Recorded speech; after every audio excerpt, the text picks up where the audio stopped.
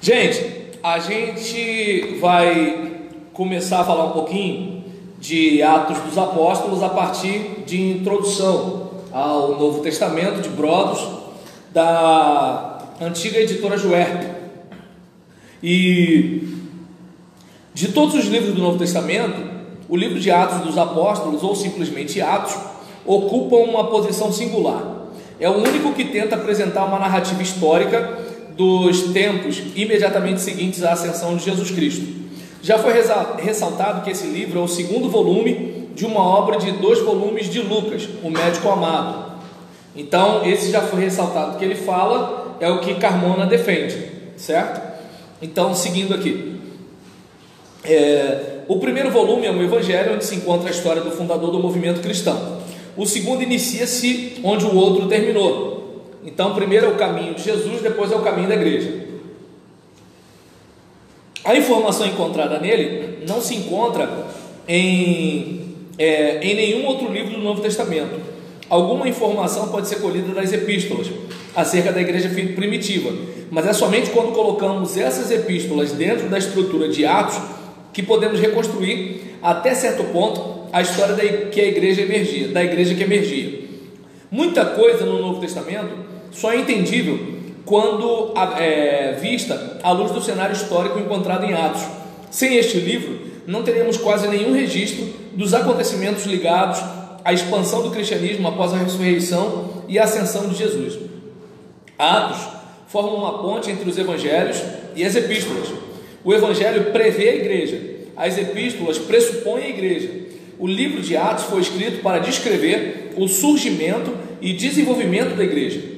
Atos, juntamente com as epístolas de Paulo, são nossas únicas fontes de estudo do cristianismo primitivo e, como tal, o valor do estudo do livro de Atos é evidente. Randolph Arnack disse que Atos é o livro central do Novo Testamento. É, portanto, significativo que Atos foi colocado entre os evangelhos e as epístolas na ordem canônica atual. Em nossas Bíblias, este segundo volume, escrito por Lucas, é intitulado Atos dos Apóstolos. Este título é encontrado nos manuscritos do quarto século, Codex Vaticanos e Codex Sinaíticos. O Cânon Moratoriano, cerca de 170 d.C., afirma que os Atos de todos os apóstolos foram escritos em um livro. Irineu, por volta de 190 d.C., foi o primeiro a usar o título simples de Atos dos Apóstolos. Provavelmente este segundo volume de Lucas não tinha um título, assim como o primeiro volume. Os títulos foram acrescentados posteriormente para distinguir esses escritos dos outros escritos do Novo Testamento e para dar alguma ideia quanto ao conteúdo de cada um. Contudo, há de se ver que este título é enganoso. Esse livro não pretende ser obra dos apóstolos, é a história do crescimento do movimento cristão, conforme visto e entendido por uma pessoa que estava grandemente interessada em seu desenvolvimento histórico.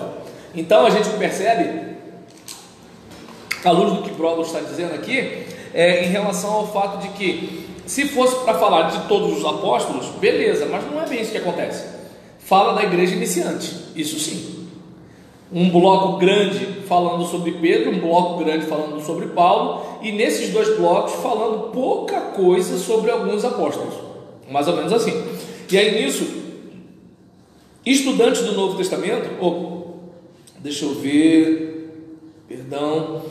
conforme foi sugerido acima, no capítulo sobre o terceiro evangelho, um estudo de Atos necessariamente está ligado a um estudo do evangelho de Lucas.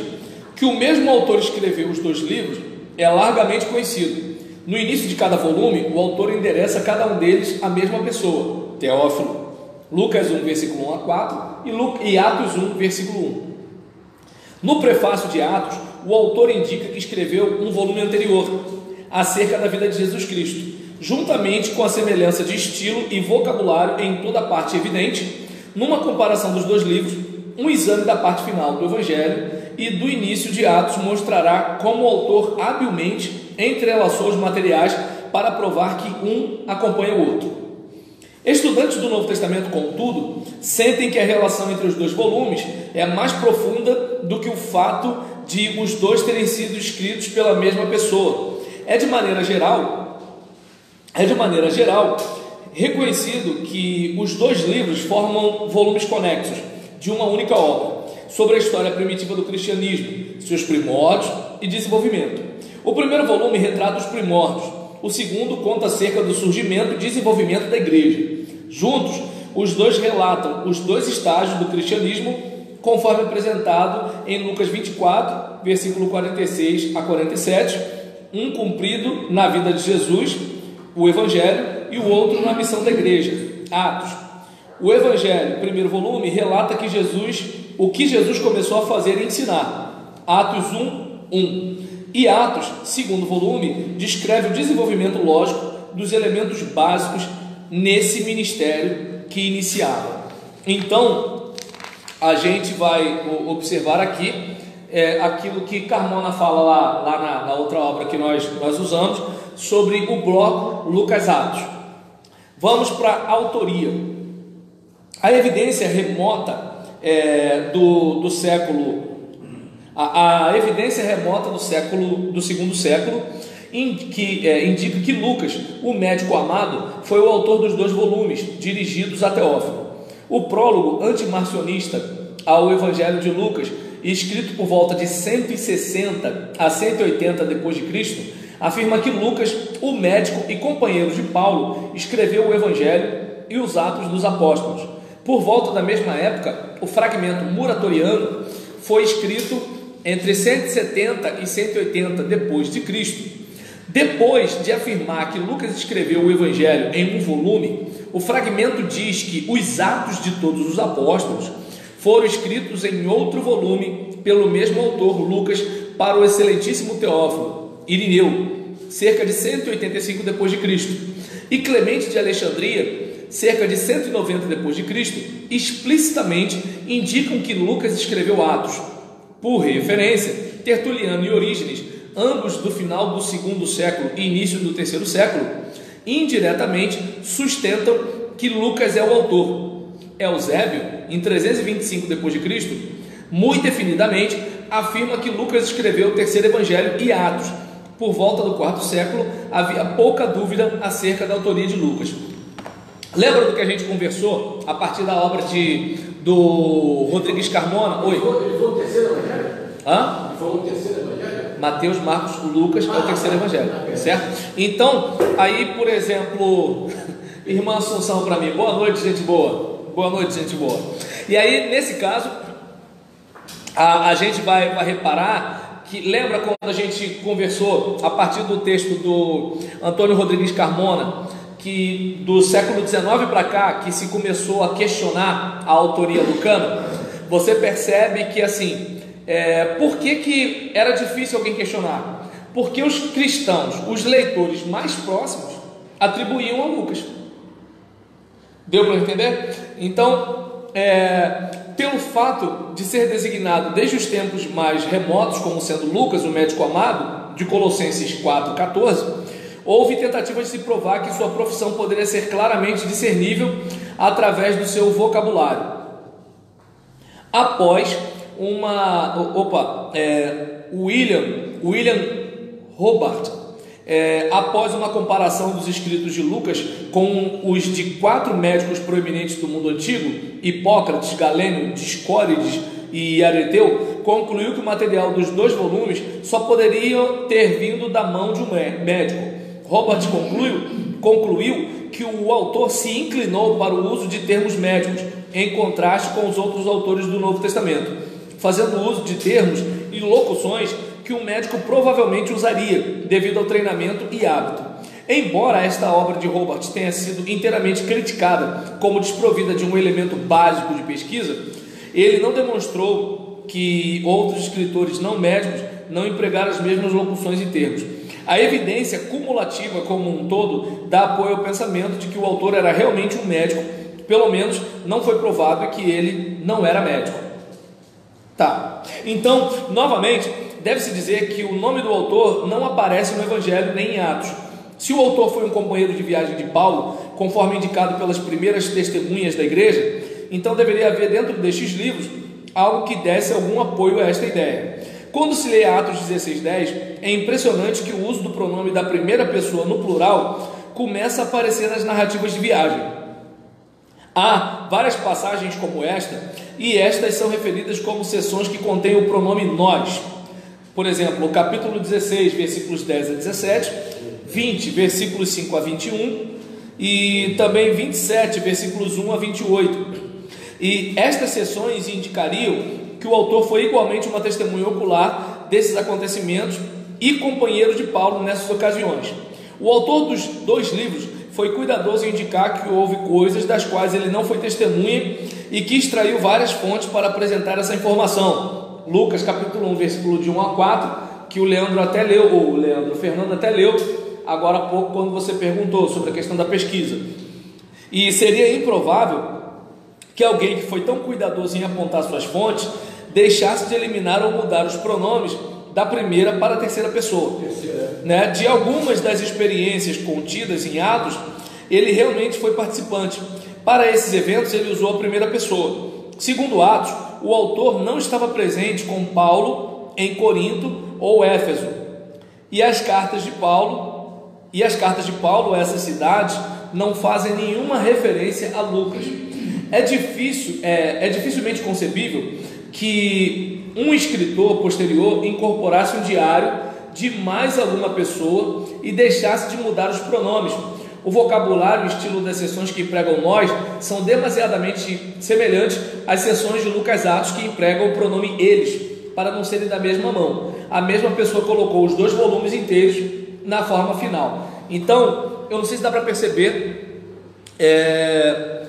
que a gente vai reparar, né, algo interessante, que quando o autor aqui, ele, no caso Brodos, né, está falando do autor de Atos, a gente percebe que assim, o que ele, por exemplo, ao contrário do outro livro que a gente acabou de ler agora há pouco, né, do Antônio Rodrigues Carmona, que o Carmona ele apresenta algumas discussões sobre a possibilidade de termos relatos de pessoas que acompanharam Paulo e foi tudo coletado numa obra só. E aqui ele está dizendo que assim, para quem foi tão meticuloso para escrever, não teria tanto descuido assim. Por exemplo, fulano esteve com Paulo e não sei o que lá, Beltrano esteve com Paulo e não sei o que, e não necessariamente nós, entendeu? Como se ele só pegasse o texto do cara e colasse. Deu para entender? E ela nos chamou para que passássemos a noite. Isso, deu para entender? Vai. Então é mais ou menos isso que no caso do Brodos ele atribui a Lucas, porque, poxa, Lucas, já que ele deixou claro que ele está colhendo material, né, então deixaria claro, olha, fulano, né, estava com Paulo em momento tal, quando aconteceu não sei o que, né, ou então disse Paulo a fulano, e não necessariamente nós. E mais de tantas vezes tem aqui. Exato, então é o que Brodos está falando aqui. Tem mais de... aí se for 3... Certo? 5, né? E aí nesse caso aqui, deixa eu ver aqui... Meu Deus do céu, onde eu parei? Pera aí. Deixa eu ver. Esse 10 está falando procurando, né? Deixa eu ver. Essa que eu vendo aqui, uma coisa que é notório que ele fala assim, naqueles dias levantou-se Pedro. E por aí fora vai. Então, quando ele fala... É o 10. É o 10? Não, estou no 16, 10. Então, é onde ele está falando aqui, né? Que assim, é dificilmente concebível que o escritor posterior incorporasse um diário de mais alguma pessoa e deixasse de mudar os pronomes, né? O vocabulário e o estilo das seções que empregam nós são demasiadamente semelhantes às seções de Lucas Atos, que empregam o pronome eles, para não serem da mesma mão. A mesma pessoa colocou os dois volumes inteiros na forma final. E contudo, o nome Lucas não aparece em Atos. É somente pela eliminação de possíveis companheiros de Paulo que um nome pode ser dado ao autor das seções que empregam o pronome nós. Vê-se em Atos que o autor esteve com Paulo na viagem a Roma, capítulo 27, versículos 1 a 28. De Roma, Paulo escreveu as epístolas da prisão, Efésios, Filipenses, Colossenses, Filemão. Nestas, algumas informações acerca dos companheiros de Paulo podem ser encontradas: Aristarco, Marcos, Timóteo, Tíquico, Epáfras, Epafrodito, Demas, Jesus, chamado Justo, e Lucas são mencionados como estando com Paulo durante parte ou todo o tempo de seu encarceramento lá. Pelo fato de Aristarco, Atos 19, 29, 24, 27, 2, Marcos 12, 12, 15, 37 e 39, Timóteo 16, 1, 17, 14, etc., e Tíquico 24, serem todos mencionados na terceira pessoa, eles podem ser excluídos de consideração. Epáfras, Colossenses 1, versículo 7 e 8, e Epafrodito, Filipenses 2, 25 e 4, 18, não acompanharam Paulo na viagem a Roma. Demas, capítulo 4, versículo 14, mais tarde abandonou Paulo, como diz 2 Timóteo 4, 10, e é duvidoso que ele fosse escrever acerca do ministério de Paulo, já que ele foi o cara que abandonou Paulo amando o presente século, né? Jesus, chamado Justo, Colossenses 4, 11, não é mencionado em nenhuma outra parte do Novo Testamento, e a tradição remota da igreja acerca dele é completamente omissa. Lucas, capítulo 4, 14, é o único dos companheiros conhecidos de Paulo que resta, e a tradição remota da igreja aponta para ele. Acrescente-se a esta tendência o uso dos termos médicos, e que Lucas é chamado de médico, Colossenses 4, 14. Esta evidência cumulativa é tamanha que se pode dizer com certa segurança que Lucas realmente escreveu o livro de Atos em sua forma final. Ufa, percebeu? Então olha quanta coisa o cara mastigou, eliminou, juntou, 9 fora, raiz quadrada, para chegar à conclusão. Então, muito legal, né? Diante dessa situação, onde vem a defesa dele, assim, ele não bota em xeque a autoria lucana. Para ele, Lucas é o autor de Atos. Continuando. Oi. No 27 ele fala a mesma coisa aqui, ó. No dia seguinte, chegamos a Sidom. Aí no 3:27 ele fala assim, ó, quando chegou a 14ª noite, sendo nós batidos de um lado para o outro no mar, dentro do mar. Ou seja, não era para ele dizer assim, Paulo e fulano de tal, né? Porque se ele está sendo redator de um material que alguém passou, é como, por exemplo, Fernando escreve, né? Eu estou aqui passando uma tarde em Itapuã, né? Ouvindo o mar de Itapuã, falando de amor em Itapuã. Então eu não vou escrever assim, eu passei uma tarde em Itapuã. Eu vou escrever, Fernando passou uma tarde em Itapuã. Tá dando para entender? Agora, se eu coloco, né, por exemplo, eu passei uma tarde em Itapuã, então eu preciso ter passado. Se eu não passei, eu digo, Fernando passou. Então, se Lucas não estava, ele diria o quê? Paulo mais fulano de tal estava. É isso que o Brodos fala assim, Lucas não seria descuidado?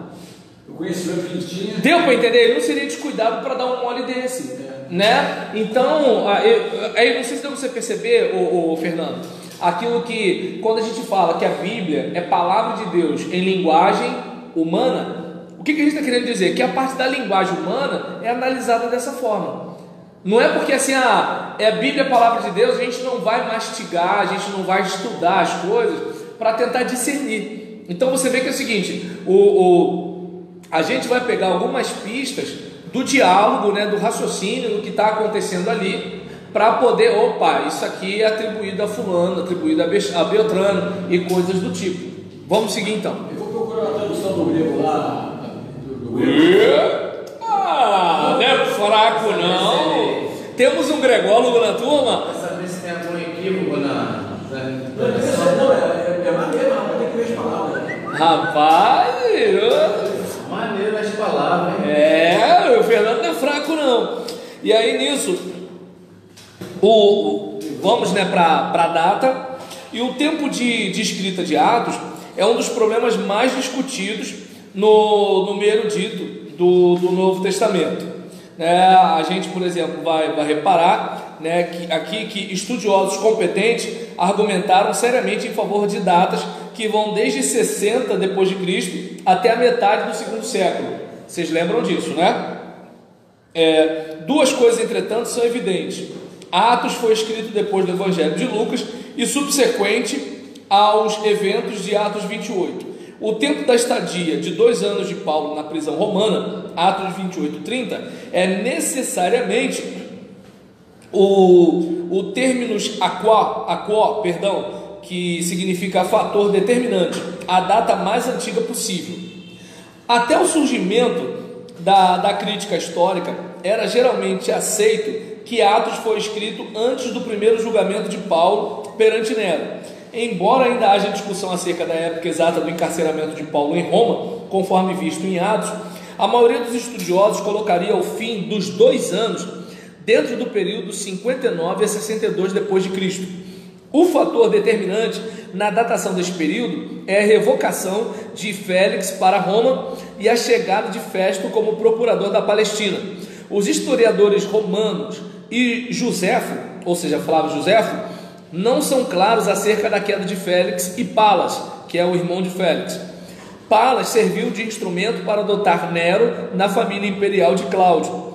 Consequentemente, Nero era devedor a Palas por ter se tornado imperador, e Nero não gostava de ser devedor a ninguém. Palas foi o chefe do tesouro romano sob Cláudio e Nero. Embora Suetônio e Tácito traga confusão neste ponto, parece que Palas foi desacreditado e removido do ofício em 55 depois de Cristo.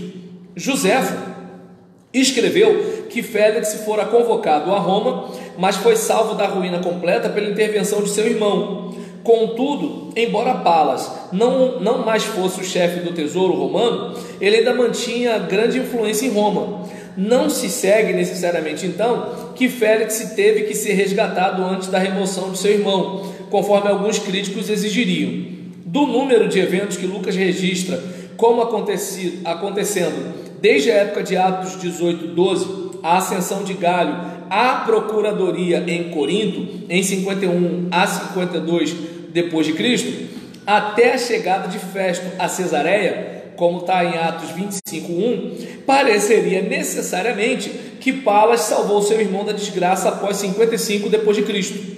A data mais provável para a chegada de Festo a Cesareia é cerca de 57 depois de Cristo.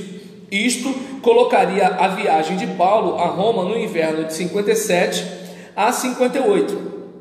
Os 2 anos de Atos 28:30 incidiriam então entre 58 e 60, dando algum tempo para as correções do calendário. Isto também daria algum tempo para os eventos aludidos nas epístolas pastorais de Paulo, antes de sua segunda prisão e subsequente morte após o ano do incêndio em Roma de julho de 64. Um crescente número de estudiosos está mudando para a posição de que Atos foi escrito durante o primeiro encarceramento em Roma. F.F. Bruce, por exemplo, relaciona 60. Oi? 60 e 70. Bem, por enquanto ele não falou 70 não. Não, entre 60 e 70 é o encarceramento de Paulo. Ah, sim. Aí nesse caso, a F.F. Bruce relaciona 7 considerações para se aceitar esta época como sendo a escrita de Atos. Primeira, Atos revela pouco conhecimento acerca das cartas de Paulo. Pareceria inconcebível um historiador omitir a oportunidade de dizer alguma coisa acerca do local, propósito e destinação de cartas que estavam sendo colecionadas e distribuídas entre as igrejas na última parte do primeiro século. Segunda, a maneira abrupta de encerrar pode ser melhor explicada pelo fato de Atos ter sido escrito antes do aparecimento de Paulo perante Nero. Não é natural um livro ser terminado desta maneira se o autor sabia que Paulo havia sido solto. Terceira, em nenhuma parte o autor insinua acerca da morte de Paulo. Atos termina com uma nota demasiadamente confiante. Certamente o autor em algum lugar teria traído a si próprio se soubesse da morte de Paulo. Quarta, a reação geral das autoridades romanas ao cristianismo torna difícil de se crer que a perseguição neroniana havia iniciado. Em toda parte os oficiais romanos haviam declarado os cristãos inocentes das acusações trazidas contra eles. a perseguição por deserto governamental ainda não havia começado, né? Porque assim, quando Nero queima os cristãos, né, amarra os cristãos nos postes para fazer deles, né, tochas humanas, né, para iluminar a estrada, se tivesse nesse período, não teria essa situação dos soldados romanos tratarem Paulo dessa forma. Deu para entender? Que é o seguinte, porque Nero ele era extremamente cruel com os cristãos, e os soldados romanos no livro de Atos não são extremamente cruéis com os cristãos. Tanto que olha como é que Paulo é levado de um lado para outro.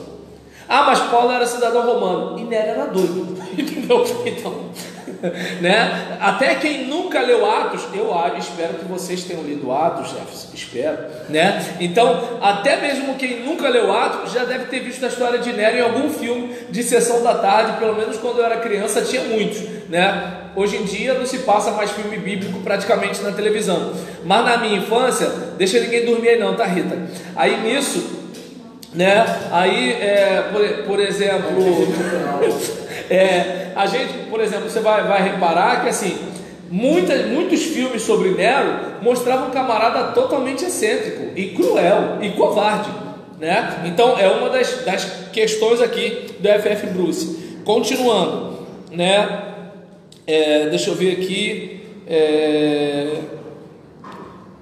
A reação geral das autoridades romanas ao cristianismo torna difícil de se crer que a perseguição neroniana havia iniciado. Em todas as partes, os oficiais romanos haviam declarado os cristãos inocentes das acusações trazidas contra eles. A perseguição por decreto governamental ainda não havia começado. Quinta, não existe nenhuma insinuação em Atos de que a guerra judaico-romana entre 66 e 70 já havia iniciado, ou consequentemente de que Jerusalém tinha sido destruída em 70. Ou seja, se Atos fosse escrito depois, teria algum tipo de menção em Atos dos Apóstolos. Porque assim, vamos lá, Atos é escrito mostrando o que vai acontecendo com a igreja em paralelo com a história de Roma e de Jerusalém. Você pode reparar, Roma, Jerusalém, Antioquia, né, Alexandria, você vai vendo que assim, vai rolando, né, vai tendo um desenrolar do que está acontecendo naquele ambiente, né, exatamente. E aí, o que acontece? Se fala sobre fulano governando, Beltrano não sei o que lá, possivelmente um dado histórico dessa monta estaria no livro de Atos. Entendeu? Então, por isso que se deduz que a coisa o livro não é tão posterior assim. Continuando, né? Por exemplo, deixa eu ver aqui. Certamente este acontecimento de máxima importância para o judaísmo teria sido mencionado se já tivesse ocorrido. Pareceria que um autor cristão teria sido incapaz de impedir-se a si mesmo de escrever acerca do cumprimento das profecias de Jesus. Lembra? Pedra sobre pedra, né? E aí nisso, sexta, vocês lembram disso daí, né? Quando Jesus falou, então tá. Aí isso em Atos, né? Para não lembrar, só se não leu, né? Então é só se não leu. Aí em Atos, coisas que eram de importância nas relações judaico-cristãs antes da queda de Jerusalém e de pouca importância após sua queda são discutidas. A isto pode-se acrescentar que o conhecimento da morte de Tiago, o irmão do Senhor, nas mãos do sumo sacerdote em 62 depois de Cristo, não é indicado.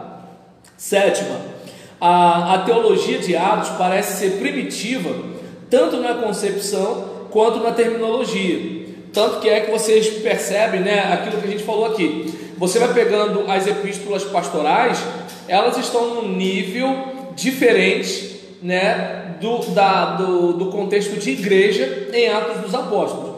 Acho que dá para perceber isso, né? Lembra que a gente falou, né, sobre assim, a igreja nas epístolas pastorais, que são 1ª, 2ª Timóteo e Tito, nós verificamos que assim, parece que a igreja está institucionalizada, né? Tá aquela coisa de cargos, funções, tudo bem definido. Em Atos tá um negócio meio que assim, olha, fulano cuida disso, Beltrano cuida daquilo, não há uma especificação. até porque assim, a coisa está bem incipiente. Continuando aqui,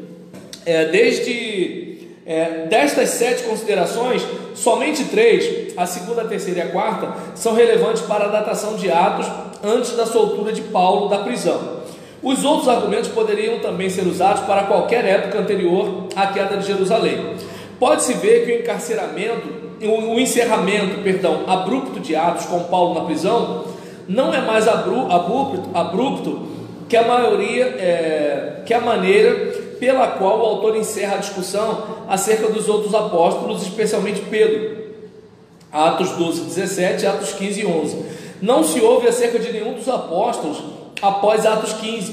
Tiago, irmão de Jesus, é mencionado posteriormente, mas só de maneira incidental, e ele não era um apóstolo. Não foi o propósito de Lucas apresentar uma narrativa biográfica de nenhum dos discípulos de Jesus.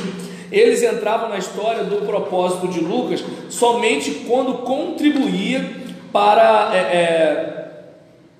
esse propósito. 2 outros pontos são difíceis, contudo não insuperáveis.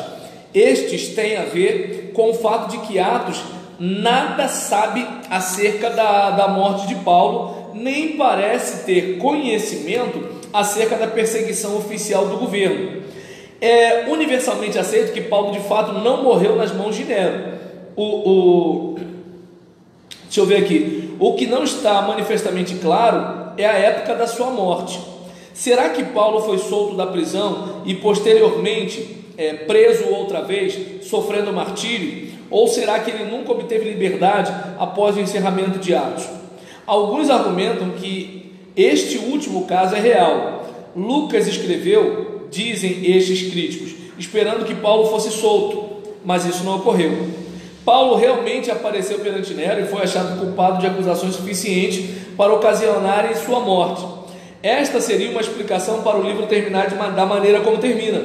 Foi escrito como uma defesa para Paulo em seu julgamento perante Nero. Alguns críticos sugeriram que Teófilo foi o conselho de defesa de Paulo. Há bem pouca evidência para se recomendar esta última afirmação como sendo o caso real. Os 2 volumes são demasiadamente extensos e não é apresentado bastante material para este tipo de defesa, relacionando-se diretamente à situação de Paulo. Este argumento, todavia, levanta mais problemas do que os que estão resolvidos. O otimismo do capítulo 28 não pode ser negligenciado, né? Você vê que assim, Atos 28 não termina com aquela ideia assim, e assim, antes de morrer, Paulo fez isso. Não, fala de um jeito como se assim, a obra está continuando, o trabalho vai continuar, mais ou menos isso. E aí, deixa eu ver aqui, há também a tradição da igreja primitiva de que Paulo de fato foi libertado. Se aceita que Paulo é o autor das epístolas pastorais, então ele teve que ser solto da prisão para se explicar as referências históricas nas pastorais que não podem ser correlacionadas com Atos. Clemente de Roma, nos 5 últimos anos do primeiro século, escreveu que Paulo foi posto em liberdade e pregou para as extremidades do Ocidente. Primeira epístola de Clemente, capítulo 5, versículo 7. Tendo sido escritas em Roma, estas, para um romano, só podem significar Espanha. Depois, Paulo foi feito outra vez prisioneiro e morreu nas mãos do imperador romano Nero. O fragmento moratoriano também se refere ao fato de Paulo ter feito uma viagem evangelística à Espanha e depois ter sofrido martírio em Roma. Esta informação é apoiada pelos dados históricos apresentados nas pastorais. Deve ser observado que nenhum destes dados pode ser harmonizado com os de Atos. Eles poderiam ocorrer somente em alguma época subsequente ao término de Atos.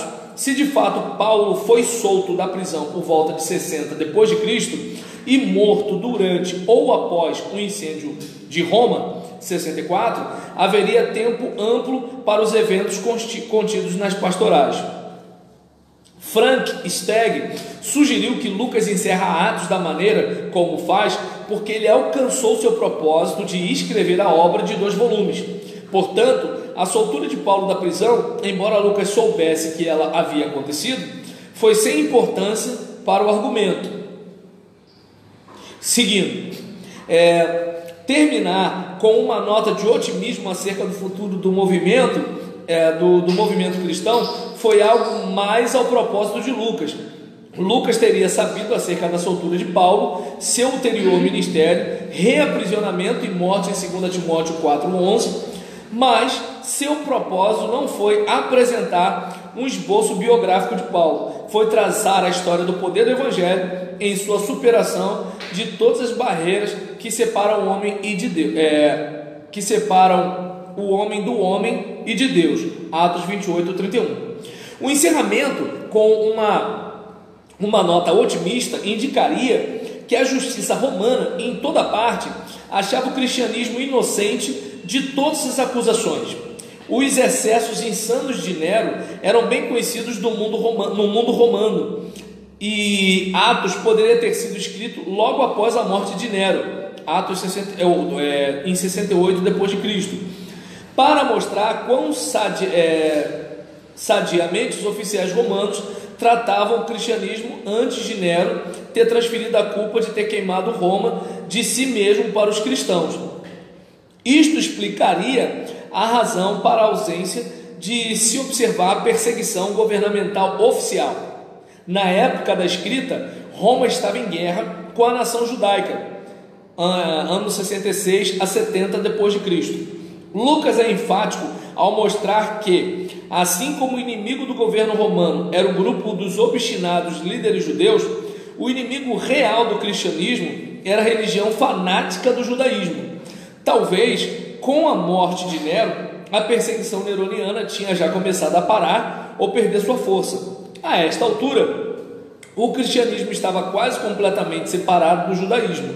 Nos últimos anos da guerra judaico-romana, os judeus cristãos já se haviam afastado do fanatismo mostrado na luta. O Senhor dos cristãos havia predito tal luta e advertiu seus seguidores a escaparem de tais ações. Marcos 13 e Lucas 21. O cristianismo não mais era uma seita dentro da religião dos judeus. Bem, por vários anos havia-se suposto que Lucas dependeu do historiador e apologista judeu Joséfo, que escreveu na última década do primeiro século. Foi dito que Lucas tomou emprestado material acerca dos eventos na Palestina para os anos precedentes à guerra judaico-romana. Por esta e outras razões, a data para Lucas Atos foi colocada no segundo século. Foi mantido que Lucas dependeu de Joséfo para a informação sobre Lisânias, Lucas 3:1, Teudas, Atos 5:36, e o egípcio, Atos 21:38. Ao se ler Joséfo, todavia, pode-se observar divergências entre as duas narrativas. Pareceria improvável que o escritor fosse ler a vasta quantidade de material que as antiguidades dos judeus, escolher somente alguns itens e depois ler erroneamente a informação. Uma datação para após 95 depois de Cristo, devido à dependência de Joséfo, não mais é sustentável e tampouco pode ser substanciada. Deve-se observar também que Lucas não menciona as cartas de Paulo em Atos. Certamente, isso teria sido feito por causa da crescente importância ligada a elas pelo final do primeiro século.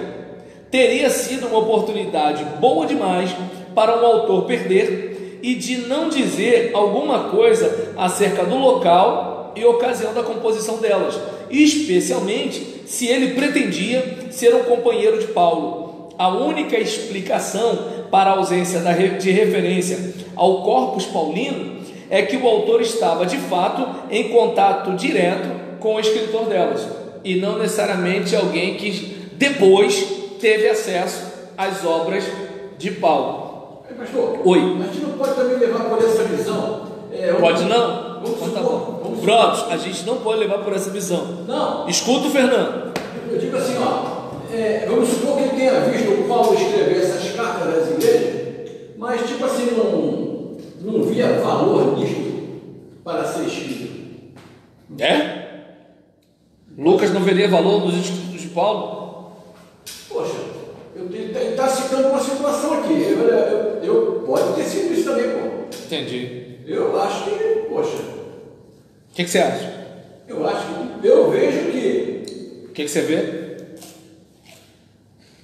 Se ele fez na presença dele, ele não valorizou esse material que Paulo fez. Não valorizou. Não. Tá bom.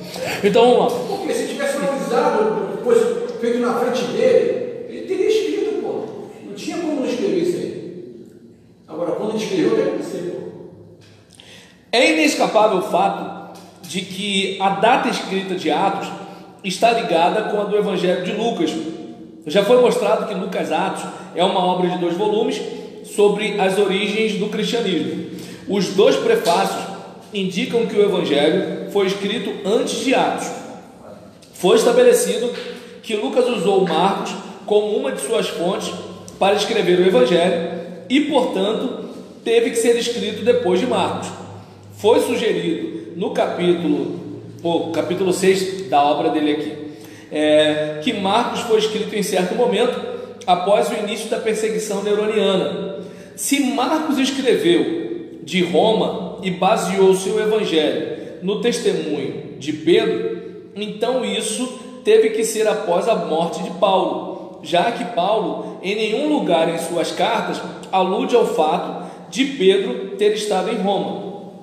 Por causa disso, é sugerido que uma data para a composição do terceiro evangelho deve ser colocada ao fim da Guerra Judaico-Romana, entre 66 e 70, e Atos, portanto, escrito antes da destruição de Jerusalém. Então, a gente vai parar por aqui, e na semana que vem a gente vai falar sobre as fontes e o propósito do livro de Atos dos Apóstolos, e em consideração a semana passada, retrasada e todas as outras anteriores, a gente vai terminar antes de 15 para as 10, tá bom? E aí então, quem quiser ver Janete hoje, fique à vontade. Tchau, gente.